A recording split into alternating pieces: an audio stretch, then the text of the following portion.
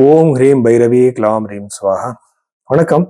இன்னைக்கு ராசி பலம் பார்க்கறதுக்கு முன்னாடி பாருங்க, நிறைய பேர் ஒரே ராசியில பிறந்திருப்பாங்க, ஒரே டேட்ல பிறந்திருப்பாங்க.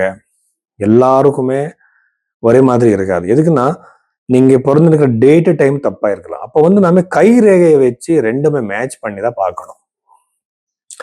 இப்போ உங்களுக்கு கஜகேசரி யோகம் இருக்குன்னு பாருங்க. அதுக்கப்புறம் மாளவி யோகம் இருக்கலாம், பத்ர யோகம் இருக்கலாம். அது கையில ரிஃப்ளெக்ட் ஆகிருக்கா? அது ரொம்ப ரொம்ப இம்பார்ட்டன்ட். எதுக்குன்னா, உங்க டேட் ஆஃப் பர்த் சேஞ்ச் ஆயிருக்கலாம், உங்க பர்த் டைம் மிஸ்டேக் ஆயிருக்கலாம். ஆனா கை ரேகை மிஸ்டேக் ஆகுது. அது பாக்குறதுக்கு நாடி ஜோதிடம் இருக்கு, வெஸ்டர்ன் பாமிஸ்ட்ரி இருக்கு, இந்தியன் பாமிஸ்ட்ரி இருக்கு, சைனீஸ் பாமிஸ்ட்ரி இருக்கு. எல்லாமே என்கிட்ட ஒரு மோர் தென் 10,000 ஹேண்ட்ஸ் போட்டோஸ் இருக்கு. ஸோ நான் இந்த ஜாதகம் கைரேகை ரெண்டுமே நான் ரிசர்ச் பண்ணிட்டு இருக்கேன் இப்போ. ஸோ அப்போ இப்போ கஜகேசி யோகம் இங்கேயும் ரிஃப்ளெக்ட் ஆனா ரொம்ப நல்ல ரிசல்ட் கொடுக்கும். இப்போ ஃபார் எக்ஸாம்பிள் உங்க ஜாப் எப்ப கிடைக்கும், கல்யாணம் எப்ப நடக்கும்னு ஒரு கேள்வி இருந்தா, அது இங்க சுக்கிர ரேகை அந்த ஏஜ்ல டச் ஆயிருந்தா, அதே டைமுக்கு சரியா அவருக்கு ராசியில கூட சுக்கிரன் குரு கிரகம் கரெக்டா அந்த டிரான்சிட்ல வந்துட்டா கண்டிப்பா அவருக்கு கல்யாணம் நடக்கும். அதனால கை ரேகை ரொம்ப இம்பார்ட்டன்ஸ் கொடுக்கும். மேட்ச் மேக்கிங் கூட இப்ப மேரேஜ் மேட்ச் பார்க்கும்போது கூட நான் கை ரேகைக்கு ரொம்ப இம்பார்ட்டன்ஸ் கொடுக்குறேன். ரெண்டு பேரோட கை பார்த்து, இங்க இருக்க லைன்ஸ் பார்த்து அவரோட சைக்காலஜி, அவரோட தாட்ஸ் எப்படி, அவரோட கரியர் பத்தி எல்லாமே நான் சொல்ல முடியும். அதுக்காக இந்த மாதிரி கன்சல்டேஷன் எடுத்துக்கிறதுக்காக நீங்க பைரவி ஆஸ்ட்ரோல நீங்க இந்த கன்சல்டேஷன் எடுத்துக்கலாம். எனக்கு கொஞ்சம் டைம் கொடுத்தா கண்டிப்பா நான் எல்லாமே பார்த்து டீட்டெயில சொல்றேன். மீன ராசி 2026 மே 18க்கு அப்புறம் இந்த மீன ராசியில பிறந்தவருக்கு என்னென்ன பாசிட்டிவ் நெகட்டிவ் இருக்கு நாம பார்க்கலாம்.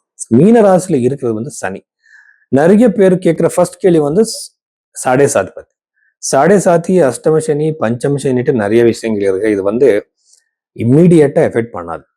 தசா விட்டுடுவாங்க, ராசி விட்டுடுவாங்க, லக்னம் விட்டுடுவாங்க, எல்லாமே விட்டுட்டு வேறு ஒரு கிரகத்தை பிடிச்சிக்கிட்டு இது பண்ணுமா அப்படி பண்ணுமான்னு கேட்பாங்க. இது எவ்வளவு தப்பு. இந்த சாடே சாத்துல நிறைய பேர் சக்சஸ்ஃபுல் ஆயிருக்காங்க. என்கிட்ட எக்ஸாம்பிள்ஸ் இருக்கு. அவ்வளவு பயப்படுத்துறாங்க. பயப்படுறதுக்கு ஒண்ணுமும் இல்லை. அப்படி உங்களுக்கு பயம் இருந்தா நீங்க இது அனுமன் சாலிஸ் சொன்னா போதும், உங்களுக்கு கண்டிப்பா அது ஹெல்ப் ஆயிடும். சனி ஒரு ஸ்லோ மூவிங் பிளானட் இருக்கிறதுனால கண்டிப்பா திருமணம் டிலே ஆயிடும். சரியான டைமுக்கு சரியான நேரத்தில் அது அமையாது.